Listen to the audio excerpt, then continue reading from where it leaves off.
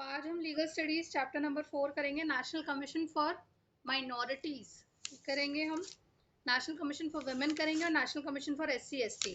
ये 3 टॉपिक हम करेंगे और इसके साथ हमारा चैप्टर खत्म हो जाएगा। और जितने हम क्वेश्चंस पिकअप कर पाएंगे इस चैप्टर के आज हम वो पिकअप करेंगे। सबसे पहले है national commission for minorities. Minorities की डेफिनेशन मैंने आपको पहले से बताई थी। माइनॉरिटीज वो लोग होते हैं जिनका अपना एक डिस्टिंक्ट कल्चर होता है, डिस्टिंक्ट लैंग्वेज होती है, उनकी अपने स्क्रिप्ट्स होती हैं, उन सबको माइनॉरिटीज कहा जाता है। वानी फर्स्ट पैराग्राफ पूरा पढ़ो इंट्रोडक्शन का। तो जब हमारा ह्यूमन राइट कमीशन आया था 1992 में, एक्ट पास हुआ था, उसी के साथ साथ national commission of minority act भी 1992 में आ गया था। पार्लियामेंट ने इसको किया था इनैक्ट एंड इसको कॉन्स्टिट्यूशन में ऐड किया गया था। माइनॉरिटीज का यहाँ पे जो मतलब है ये हमारे कॉन्स्टिट्यूशन में दिया गया कि इनकी प्रोटेक्शन करनी है। और माइनॉरिटीज के अंदर आपके मुस्लिम, क्रिश्चियन, सिख, बुद्धिस्ट, जैनी एंड ज़रास्ट्रियंस आते हैं। एंड जैसे ही नेशनल माइनॉरिटी कमीशन है वैसे ही स्टेट माइनॉरिटी कमीशन भी बनी हुई है। एक माइनॉरिटी ग्रुप को हक है कि वो या तो आप स्टेट के पास जा सकते हो या सेंटर के पास जा सकते हो, ट्रीटमेंट सेम मिलेगा। Composition of national minority commission is of 7 members, that is 1 chairperson, then another is vice chairperson and then 5 people from minority section. The जो हाईली इन्फ्लुएंसिंग पीपल होते हैं उनको लिया जाता है। उसके बाद आते हैं हम फंक्शन ऑफ कमीशन। गुनगुन आ गई है? तो इसके जो पावर एंड फंक्शन है, इसके फंक्शन यही है कि माइनॉरिटीज की डेवलपमेंट में कितना काम हो रहा है उसको इवैल्यूएट करना, monitoring the working of safeguard provided in the constitution, कि जो कॉन्स्टिट्यूशन में सेफगार्ड दिए गए हैं वो एनफ है या हमें और बढ़वाने की जरूरत है। Making recommendation for effective implementation of safeguard, recommendation देना सेंट्रल गवर्नमेंट को और स्टेट गवर्नमेंट को कि आप किस तरह से और इफेक्टिव बना सकते हो। Looking into specific complaints regarding deprivation of rights and safeguard of minority. अगर किसी माइनॉरिटी का हक है, वो अपने आप को एज अ माइनॉरिटी रिप्रेजेंट करते हुए अपने राइट्स की गुहार लगा रहा है या as a national human right commission में as an individual, as a citizen जा रहा है, तो ये उसकी चॉइस होती है। तो वो SC ST communities, minority communities, तो इनका पार्ट बनना चाहते हैं वो, या फिर वो जो है NHRC में जाना चाहते हैं, पर किसी एक में ही आप कंप्लेंट कर सकते हो। Initiating studies on problem arising out of discrimination, इनके ऊपर पढ़ना, इसके ऊपर रिसर्च करना, यही सब चीज़ें हैं। इनके ऊपर एनालिसिस करना और लोगों को भी जागरूक करना, बताना उनके हकों के बारे में, एंड काफ़ी सारे स्टेप्स लेना, मेजर्स लेना, और स्पेशली बुक्स, पीरियोडिकल्स निकालना रिगार्डिंग द माइनॉरिटीज़ की, उनके मैटर्स को लेकर और किस किस तरीके की प्रॉब्लम्स इनको फेस करनी पड़ती है। NHRC और नेशनल कमीशन फॉर माइनॉरिटीज़ की जो पावर्स हैं सिविल कोड वाली, वो बिल्कुल डिट्टो है। जिसके अंदर पहली पावर होती है summon and enforce the attendance of any person, जिसके अगेंस्ट वो केस करना चाहते हैं उसको बुलाना, उसे कसम दिलवाना, आप डॉक्यूमेंट्स जो चाहिए वो मंगवाना, एफिडेविट्स बनवाना, आपके पब्लिक रिकॉर्ड्स वगैरह निकलवाना, एंड विटनेस के सवाल जवाब करना। ये सारा जो है जो NHRC करता है वही नेशनल कमीशन फॉर माइनॉरिटीज करता है। अब हम आते हैं इसके कंप्लेंट मैकेनिज्म पे। कनिका कंप्लेंट मैकेनिज्म पढ़ो सारा। हाँ, तो इनका कंप्लेंट मैकेनिज्म काफ़ी मैचिंग है अगेन NHRC से। इसके अंदर जो है, अगर आप नेशनल कमीशन ऑफ माइनॉरिटी के अंदर आप केस फाइल करना चाहते हो तो आपका माइनॉरिटी स्टेटस होना ज़रूरी है। मतलब आपका जिसका भी केस है वो उसका माइनॉरिटी होना बहुत ज़रूरी है। अगर वो केस ही माइनॉरिटी रिलेटेड नहीं है, अगर उस केस के अंदर कुछ माइनॉरिटी का इशू ही नहीं है, तो वो केस माइनॉरिटी कमीशन नहीं लेगा। सेकेंडली, ये केस ऑलरेडी कहीं और नहीं चलना होना चाहिए। इस केस का कोई रीजनेबल जस्टिफिकेशन होना चाहिए। ऐसे नहीं कि बस मैं माइनॉरिटी हूँ और बात कुछ नहीं हुई है, बस मैं माइनॉरिटी हूँ मुझे केस डालना है, कि उसकी माइनॉरिटी के ऊपर कोई हार्म पहुंचा हो तो वो केस डाले। मेरे पड़ोसी ने मुझसे बस लड़ाई कर ली, उसने मुझे कुछ कहा नहीं माइनॉरिटी वगैरह को लेके या वैसा कुछ भी, बस उसने मुझसे लड़ाई करी इसलिए मैं माइनॉरिटी का कॉइन यूज करते हुए लड़ाई करना चाहता हूँ, kind of thing not acceptable. Then आपका जो है 1 साल से पुराने केस नहीं लिए जाएंगे।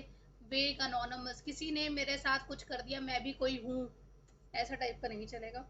एंड कमीशन जो है वो केसेस नहीं लेगी जो उसके पास आ ही नहीं है।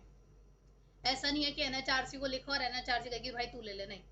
आपने जो केस माइनॉरिटी में भेजा है वो माइनॉरिटी तभी उस केस को उठाएगी। You have to directly send it to minority commission. और ये अपने आप से भी केसेस लेती है जिसको सुओ मोटो बेसिस कहते हैं, और उसका जो है आधार क्या है, वो न्यूज़पेपर में देखी हुई कंप्लेंट को, अगर न्यूज़पेपर में कोई रिपोर्ट आई है या कुछ आया है उसके बेसिस वो खुद से भी इन्वेस्टिगेशन शुरू कर सकते हैं। एंड अगर आपको कोई कंप्लेंट भेजनी है national commission of this minorities को, तो आपको जो एड्रेस करना होगा वो लिखना होगा secretary national commission of for minorities new Delhi. And इसकी कोई चार्जेस नहीं लगते हैं। आगे इनकी वेबसाइट की साइट दे रखी है www.ncm.nic.in। फिर हम आते हैं नेशनल कमीशन फॉर वुमेन पे। अभिदीप आप हो। तो नेशनल कमीशन ऑफ वुमेन जो था वो 1992 में बना था, और उसके लिए जो एक्ट पास हुआ था वो 1990 में हुआ था। तो एनएचआरसी और नेशनल कमीशन फॉर माइनॉरिटीज से भी पहले national commission for women setup हो गया था। कमीशन जो है उसके अंदर चेयरमैन पर्सन होता है एंड 5 और मेंबर्स होते हैं जो कि सेंट्रल गवर्नमेंट से चुने जाते हैं, because they are very good at their ability, integrity, standing and इनका एक्सपीरियंस बहुत अच्छा होता है लॉ एंड लेजिस्लेशन के मामले में, trade unionism and management of industries के अंदर विमेन का काफ़ी स्कोप है जिन इंडस्ट्रीज के अंदर, administration, economic development, health, education sector से। और उसके अंदर से भी ये जो 5 लोग चुने जाएंगे उनके अंदर से एक जो है वो एससी कास्ट का भी होना चाहिए और एक एसटी भी होना चाहिए। तो एटलीस्ट एक एससी एक एसटी भी होने चाहिए इसके अंदर, बिकॉज विमेन जो है, विमेन एज अ होल जो है वो आपकी शेड्यूल कास्ट की भी हो सकती है, शेड्यूल ट्राइब की भी हो सकती है, मेजोरिटी ग्रुप की भी हो सकती है, माइनॉरिटी ग्रुप की भी हो सकती है।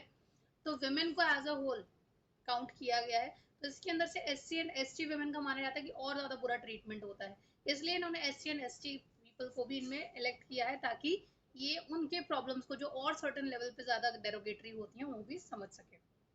एंड इसके अलावा मेंबर सेक्रेटरी होता है, एक जो होता है सेक्रेटरी होता है जो कि सारे एडमिनिस्ट्रेटिव मैटर्स को देखता है।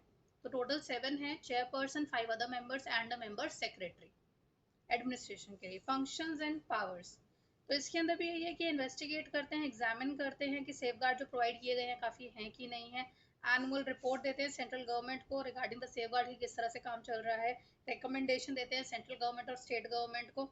एंड जो भी कॉन्स्टिट्यूशनल प्रोविजन है उसको और कैसे बेटर बनाया जा सकता है वुमेन के लिए, वो देखते हैं। Then, अगर to take up the cases with appropriate authority about violation of women human right provided in the constitution, जो भी women rights दिए गए अगर वो violate हो रहे हैं तो वो cases उठाना, suo moto basis पे भी cases उठाना, अगर उन्होंने newspaper report देख लिया है, कुछ देख लिया है, तो women welfare के लिए suo moto basis पे भी ये case उठा सकते हैं। स्पेशल स्टडीज करना, इन्वेस्टिगेशन करना, पता लगाना अगर कहीं पर डिस्क्रिमिनेशन या अट्रॉसिटी हो रही है विमेन ग्रुप के साथ उसका पता लगाना, प्रमोशनल एजुकेशनल रिसर्च करना विमेन के एडवांसमेंट के लिए, and planning process socio economic development of women के अंदर जो है वो इन्होंने एक तरह से एडवाइस का काम करना। देन प्रोग्रेस देखना कि वुमेन की यूनियन और स्टेट में कितनी हो रही है। जेल्स जो जहाँ पे वुमेन रहती हैं, जहाँ पे वुमेन को गवर्नमेंट के अंडर रखा जाता है, वो जेल हो सकती है, रिमांड होम हो सकते हैं, वुमेन इंस्टीट्यूशंस हो सकते हैं, वहाँ पे जाके उनकी कंडीशंस को देखना। फंडिंग प्रोवाइड करना जहाँ पे औरतें ज़्यादा हों उन इंस्टीट्यूशंस को, ठीक है। To provide to fund litigation, sorry मैंने गलत बता दिया, फंड लिटिगेशन, अगर किसी विमेन रिलेटेड केस के लिए कोई विमेन रिलेटेड केस है और विमेन के पास पैसा नहीं है तो उसकी फंडिंग भी ये खुद ही करते हैं। To make periodical reports to the government any matter pertaining to women, और रिपोर्ट्स बना के देना कि ये प्रॉब्लम्स जो है फेस हो रही है, इनके लिए कुछ करिए। Commission has investigating powers similar to the civil court, similar to the National Human Rights Commission, similar to the National Commission for Minorities. Summon and enforce attendance of any person, require the discovery and production of any document, फिर से evidence or affidavit, receive evidence on affidavits, request any public record for copy from। ये मैं fast पढ़ रही हूँ क्योंकि हम पहले कर चुके हैं, कोई दिक्कत तो नहीं हो रही है बेटा? स्लो कर, बस वही रेपिटेशन है इसलिए मैं फास्ट कर रही हूँ। और जो विटनेस हैं उनका जो है एग्जामिनेशन ओथ का करना। अबाउट द वर्किंग, ये बॉक्स पढ़ेंगे। About the working of the national commission for women. हाँ,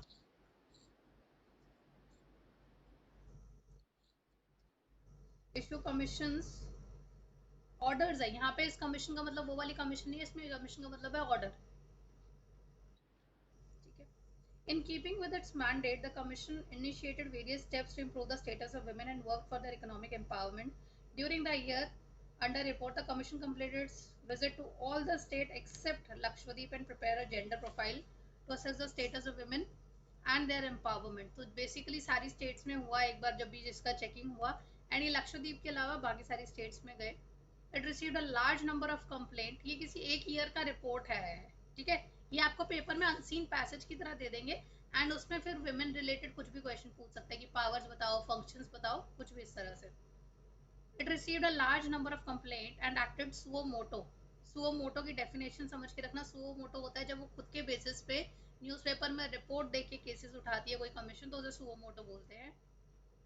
In several cases to provide speedy justice, it took up the issue of child marriage, sponsored legal newspaper awareness program, पारिवारिक महिला लोक अदालत, and reviewed laws such as dowry prohibition, and the National Commission for Women Act 1990 to make them more stringent and effective. It organized workshop, consultation, constituted expert committees on economic empowerment of women, conducted workshops, seminars for gender awareness, etc., etc., etc.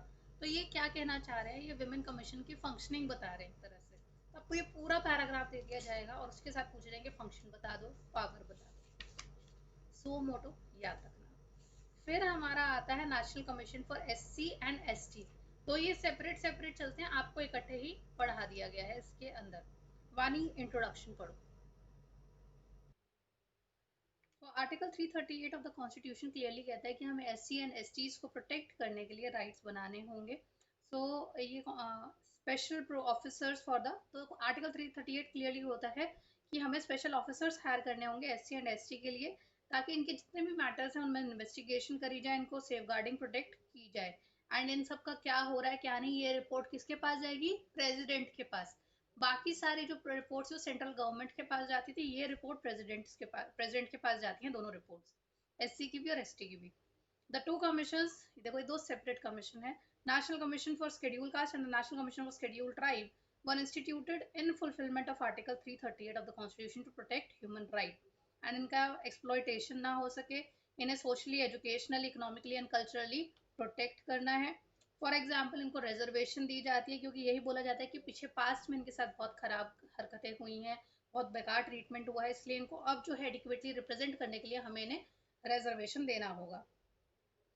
Examples of special laws include in Protection of Civil Right Act 1955, Scheduled Caste and Scheduled Tribe Act 1989। Powers and function वही article 338 के अंदर इनके दिए हुए हैं। इनके safeguard को देखना है, कोई स्पेसिफिक कंप्लेंट है उसके ऊपर एक्शन लेने हैं, एडवाइस करना है प्लानिंग प्रोसेस को for their socio economic development. And president के आगे बाकी रिपोर्ट सेंट्रल गवर्नमेंट के आगे जाती है, ये रिपोर्ट्स जो हैं वो प्रेसिडेंट के आगे जाती हैं, ये एक डिफरेंस याद रखना। अगेन इनके पास भी सिविल कोर्ट जैसी पावर होती है, सारी कमीशंस की सिविल कोर्ट वाली पावर सेम है। Summon and enforcing the attendance of any person, require the discovery and production of any document, receive evidence on affidavits, request issue of public record, and issue commission for the examination of witness and documents. Article 338 ये underline कर लेना. Also mandates the union and every state government to consult the commission on all major policy. आप SC and ST को लेके state या centre कोई भी law बनाएगा, उनको जो है national commission of schedule tribe and schedule जो कास्ट है उसके साथ कम्युनिकेट करना पड़ेगा, उनकी एडवाइस लेनी पड़ेगी, उसके बिना वो नहीं कर सकते। ठीक है, आर्टिकल 338 की लाइन मार्क कर लेना, आ जाएगी डायरेक्ट आर्टिकल 338। फिर हम इसके कंप्लेंट मैकेनिज्म पे आते हैं। द कमीशन रिसीव, हाँ क्या क्वेश्चन?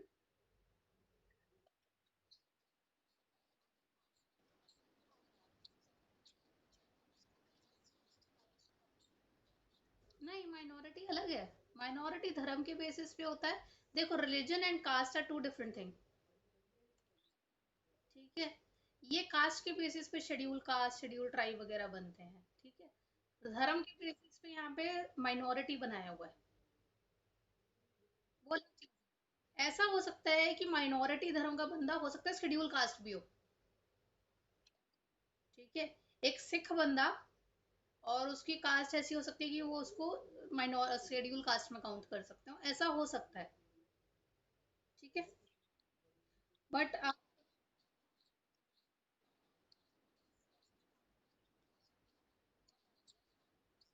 रिलीजियस माइनॉरिटीज का डिसीजन लेगा, सिखों के, जैनियों के, पारसियों के, ये वाले मैटर जाएंगे उसके पास।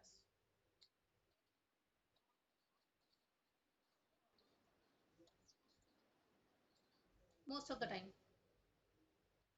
ऐसा माना जाता है कि वो ज्यादा बेटर अंडरस्टैंडिंग रखते हैं। ठीक है ना, complaint mechanism, the commission receive complaints from an individual और a group of person alleging denial of the safeguard तो आप सिंगल पर्सन भी जो है कंप्लेंट डाल सकते हैं, ग्रुप ऑफ पीपल भी डाल सकते हैं कि हमारे साथ गलत हुआ है। The commission follow with the authorities and organisation against whom the complaint is launch. अगर किसी अथॉरिटी के या ऑर्गेनाइजेशन के अगेंस्ट हुआ है कि हमारे के साथ गलत हो रहा है, तो जैसे कि पुलिस वालों ने इल ट्रीटमेंट किया, बहुत लेटेस्ट में आया था कि हस्बैंड एंड वाइफ जो थे, कपल जो थे, कंप्लेंट करने गए and they belong to SC और एसटी, ऐसा कुछ था। तो उनको नंगा करके उनके बच्चे के सामने बहुत मारा पीटा गया, जस्ट बिकॉज कि तुम इतनी मतलब इस कास्ट के हो या इस ट्राइब के हो, तुम्हारी हिम्मत कैसे हो गई किसी ऊंची कास्ट वाले के अगेंस्ट आपको कंप्लेंट करने की। ठीक है, तो ये केस काफी उठा था, इसमें पुलिस वालों को निकाला गया था उनकी नौकरी से। The website of the commission is www.ncsc.nic.in for scheduled caste and ncsT.nic.in for scheduled tribe। यहाँ तक फिर हमारा चैप्टर खत्म हो जाता है। यहाँ तक क्लियर हुआ?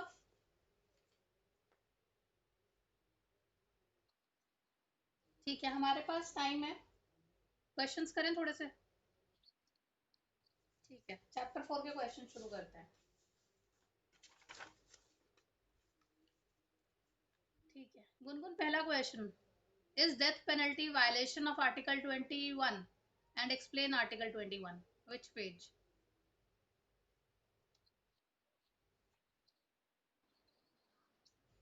ठीक है, कोई और बताओ भाई, कौन बताएगा? पेज नंबर बताना है। बुक नहीं है तुम्हारे पास?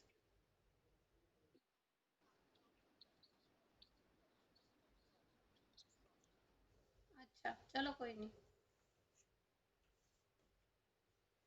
Death penalty violation of article 21 नहीं है, बिकॉज आप जो है rare of the rarest cases के अंदर डेथ पेनल्टी दे सकते हो। पेज 119 पे पूरा आर्टिकल 21 है। ठीक है, क्वेश्चन नंबर 2 इस चैप्टर का नहीं है, छोड़ दो, इस साल कोर्स में भी नहीं है, छोड़ देना। क्वेश्चन नंबर 3, रीजनेबल रिस्ट्रिक्शन, इनमें से which among the following can be a reasonable restriction? कौन सी एक चीज रीजनेबल रिस्ट्रिक्शन हो सकती है? Sale of books, because certain लोग प्रोटेस्ट कर रहे हैं। स्पीकर का यूज ना करना रिलीजियस पर्पस के लिए। एनिमल का सैक्रिफाइस ना करना रिलीजियस पर्पस के लिए। एंड स्टेट रिकॉग्नाइज और state aided educational institution cannot force any student to take part in religious instruction। इसमें से कौन सा रीजनेबल रिस्ट्रिक्शन है? बुक में कौन सा एग्जाम्पल दे रखा था पेज 122 पे?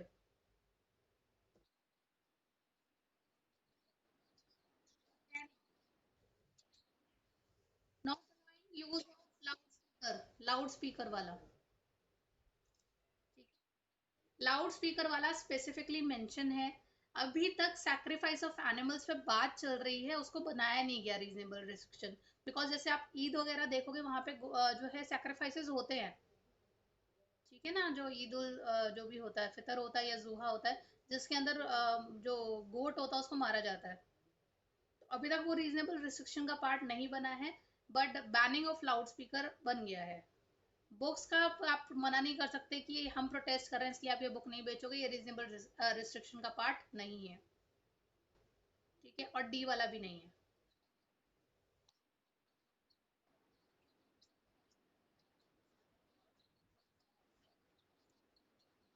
हाँ, क्वेश्चन है article 24 prohibit employment of children below the age of 14 years. ये क्वेश्चन इतनी बार डाला गया है, अभी लास्ट अभी जो हुआ है question, below the age of 14 years बच्चे। ठीक है, article 5, question 5, Article 20 provides a human right framework to criminal justice system. Justify the statement with the help of two situation. Article 20 जो है वो rights of person accused है।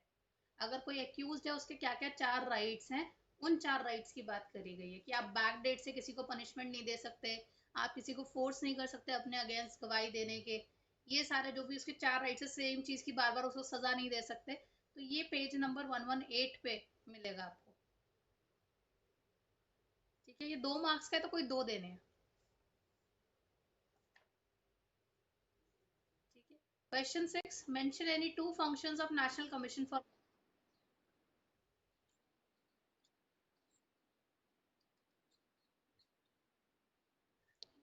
अगर वो 6 marks का आता ना फिर सारा लिखते। 6 मार्क्स यानी 2 मार्कर्स का बस 2 पॉइंट्स लिख दो। 6 क्वेश्चन है, कोई भी 2 फंक्शन बताने हैं आपको नेशनल कमीशन फॉर वुमेन के, देख लो 2 मार्क्स का क्वेश्चन आया ये, पेज 136, तो ये 2 से 4 में घूमेगा क्वेश्चन जो है। ठीक है। क्वेश्चन नंबर 7 जो है वो आपका चैप्टर 7 का है, पेज 197, इस चैप्टर का नहीं है आपका ना। ये ह्यूमन राइट्स का एक टॉपिक आपको चैप्टर 7 में मिलेगा, इंटरनेशनल ह्यूमन राइट्स की फॉर्म में, तो हम उस चैप्टर 7 में पढ़ेंगे। Then question number 8, article 22 provide safeguard against the arrest and detention. अब इसमें तुम्हारा प्रिवेंटिव डिटेंशन है, पेज 120, आर्टिकल 22।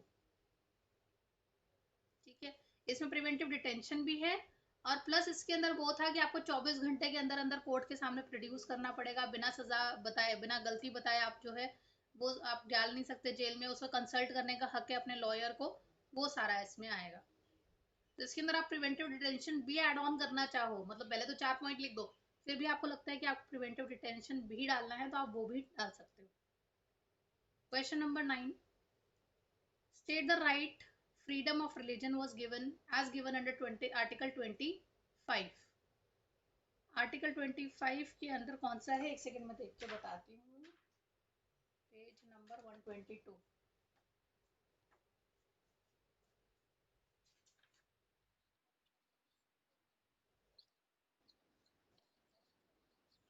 तो आप किसी भी धर्म को अपनी पसंद से कर सकते हो, और इसी के अंदर उनकी जो है एम्पलीफायर वगैरह एज अ रीजनेबल रिस्ट्रिक्शन उन्होंने दिखाया हुआ है। ठीक है, लाउड स्पीकर को यूज ना करना। देन इसका ए पार्ट है, understand the following two situation and related with the right to freedom of religion. Donation in temples that are used for the upkeep of temple can not be taxed, which article, कौन सा article है किस पे tax नहीं लगेगा? Article 27, पूरा explanation, इन्होंने explanation मांग लिया, इट्स अ 5 मार्कर, आपको एक्सप्लेन करना है। ठीक है, Sainik schools and Kendra Vidyalaya can not impart religious instruction to student, however some instruction are exempted from the school. ये आपका नीचे आर्टिकल 28 पूरा मांग लिया इन्होंने। ठीक है, तो पेज 122 123 समझ में आ रहा है, तो इसको आर्टिकल भी याद रखना है, इनके आर्टिकल्स आपको 32 तक याद रखने हैं, इंपॉर्टेंट है। उसके बाद है, with regard of the provision of fundamental rights enshrined in part 3 of the constitution consider the following situation and answer। Situations दे रखी हैं, अब आपको जो है आंसर देना है। State government give reservation to schedule caste schedule tribe, which article, reservation article 16 page 115। ठीक है, बी पॉइंट, दीपेंद्र जो है एक रिक्शा पुलर है और उसको एक पब्लिक रेस्टोरेंट में जाना से मना कर दिया गया क्योंकि वो इकोनॉमिकली बैकवर्ड क्लास से है, कौन सा आर्टिकल लगेगा?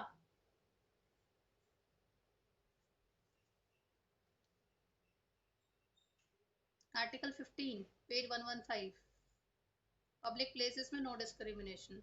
Marriage of Khushi age 18 to Yash age 20 is disallowed, किस बेसिस पे डिसअलाउ करी गई है, क्या ये डिसअलाउ करना अलाउड है कि नहीं, मतलब वो मना कर सकते हैं कि नहीं? खुशी की एज ठीक है, बट यश जो है वो माइनर, मतलब कि अभी माइनर है, वो 20 साल का है, आर्टिकल 14। ठीक है, page 115। Identify the situation from the given excerpt where the provision of fundamental right has been violated। तो इसके ये जो 4 ऑप्शंस, आपको 3 ऑप्शंस ऊपर की दी है, किसके अंदर एक्चुअली में फंडामेंटल राइट वायलेट हुआ है, वो दीपेंद्र रिक्शा पुलर के केस में हुआ है। ठीक है, और आपको सबके आर्टिकल्स वगैरह लिख देना, मतलब जिस तरह से क्वेश्चन आया उस हिसाब से लिख देना। देन क्वेश्चन नंबर 11 जो है, two convention for promoting human right in international sphere, ये चैप्टर 7 का है, ये इस चैप्टर का नहीं है, ये इस चैप्टर का नहीं है, छोड़। Cultural and educational right page 124। फिर बी पार्ट है कि आपको सिचुएशन दी हुई है कल्चरल एंड एजुकेशनल राइट की, अब इसका आर्टिकल बताना और उसे असेस करना। A government aided school in Punjab denied admission to Rachit because वो बंगाली बोलता है और उसे पंजाबी नहीं आती, क्या ये सही है या गलत है?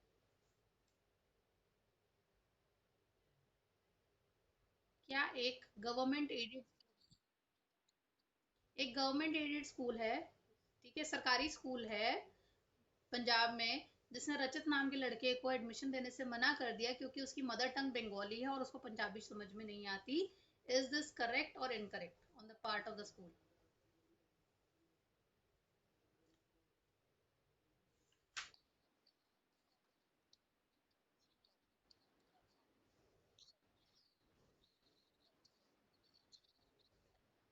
कैसे करेक्ट है ये?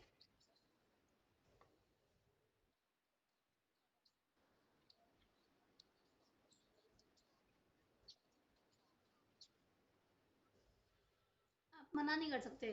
कोई माइनॉरिटी एस्टैब्लिश स्कूल है, माइनॉरिटी के ट्रस्ट पे चल रहा है, वो मना कर सकता है। गवर्नमेंट एडेड स्कूल है, गवर्नमेंट के उस पे चल रहा है, सरकारी स्कूल है, वो मना नहीं कर सकता। ठीक है, ये इसमें आ जाओ, पेज 123 पे ही आपको कहीं दिखेगा। अब इसके अंदर ये नहीं लिखा हुआ ना कि ये ट्रस्ट के अंडर है, बस ये गवर्नमेंट एडेड स्कूल है पंजाब में। पंजाब में गवर्नमेंट एडेड स्कूल है, पंजाब के अंदर सिर्फ सरदार नहीं रहते ना, पंजाब के अंदर बनिए भी रहते हैं, शर्माज भी रहते हैं। ठीक है ना, तो पंजाब यू कैन नॉट से कि वो स्कूल जो है वो ट्रस्ट के बेसिस पे बना हुआ है, वो सिर्फ एक सरकारी स्कूल है पंजाब में। ठीक है, वो मना नहीं कर सकता। वहीं पे ये लिख देते हैं कि government aided school established by a minority, by Sikh, by Parsi, तो फिर वो मना कर सकते थे। समझ में आई ये बात? पेज 124 क्लियर हुआ कहीं का नहीं हुआ?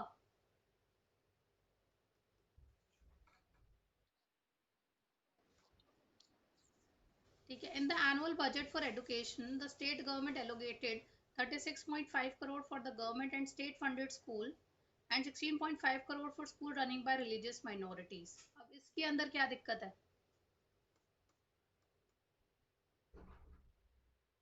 डिस्क्रिमिनेशन हो रही है वाइल ग्रांटिंग एड्स। एक को 36.5 करोड़ दिए जा रहे हैं और एक को 16.5 करोड़ दिए जा रहे हैं, तो डिस्क्रिमिनेशन होगी फंडिंग के अंदर कोई? नहीं होगी। ये आपका इसमें लिखा हुआ है,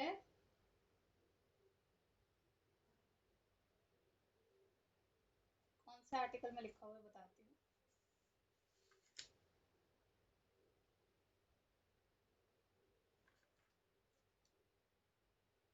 माइनॉरिटीज के अंदर होगा ना।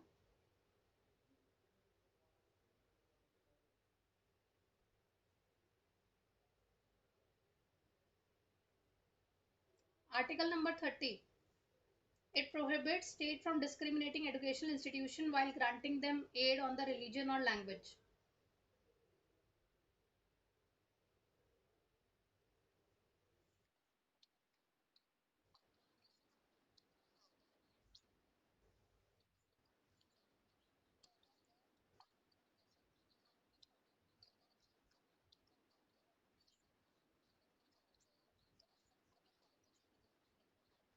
सारी माइनॉरिटीज को एक साथ ट्रीटमेंट सेम मिलेगा।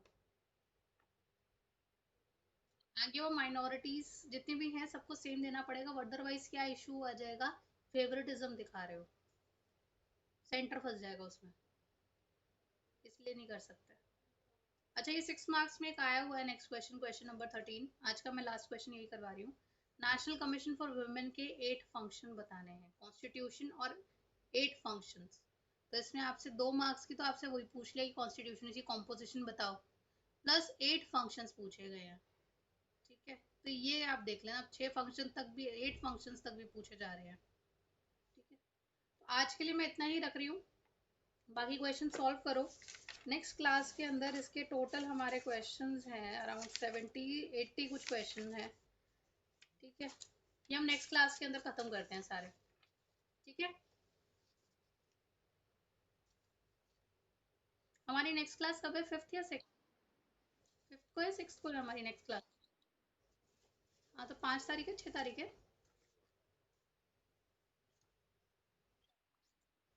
ठीक है, तो 6th को ये खत्म हो जाएगा।